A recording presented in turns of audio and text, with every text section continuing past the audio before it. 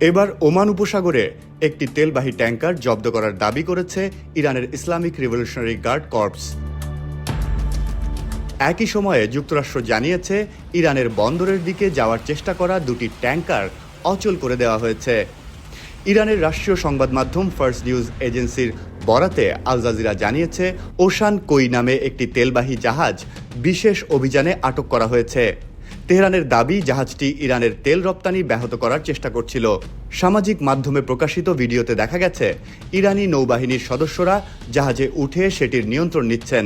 জাহাজটি বার্বাডোজে নিবন্ধিত বলে জানিয়েছে মেরিন ট্রাফিক।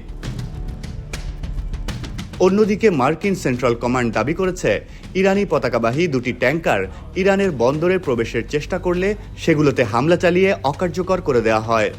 মার্কিন বাহিনী বলছে ইরানের বিরুদ্ধে আরোপ করা নৌ অবরোধ কঠোরভাবে বাস্তবায়ন করা হচ্ছে।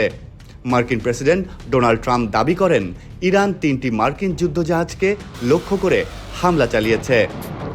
ইরানের সামরিক বাহিনী পাল্টা অভিযোগ করেছে যুক্তরাষ্ট্র যুদ্ধবিরতি ভঙ্গ করে একটি ইরানি তেলবাহী জাহাজে হামলা চালিয়েছে।